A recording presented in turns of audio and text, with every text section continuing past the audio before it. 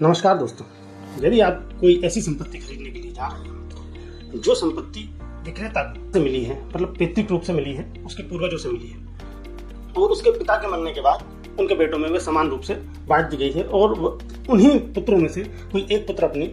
संपत्ति को बेचा है, तो ऐसी स्थिति में आपको एक विशेष चीज का ध्यान रखना है कि उस पर आश्रित जितने भी हैं, संपत्ति पैतृक है तो आपको सभी की, उसके परिवार के सभी लोग जो उस पर आश्रित हैं, उस परिवार के हैं, सभी की सहमति लेना जरूरी हो, नहीं तो बाद में आपको बहुत परेशानियों का सामना करना पड़ सकता है। लेकिन पैतृक रूप से आई हुई संपत्ति पर किसी एक का अधिकार नहीं होता। पिता यदि, जैसे कई लोग ही जो नशा करते हैं, कई बुरे काम करते हैं और पिता की संपत्ति एकदम जब वो पिता के शांत होने के बाद उनके पास आ जाती है तो उसका मिसयूज करते हैं,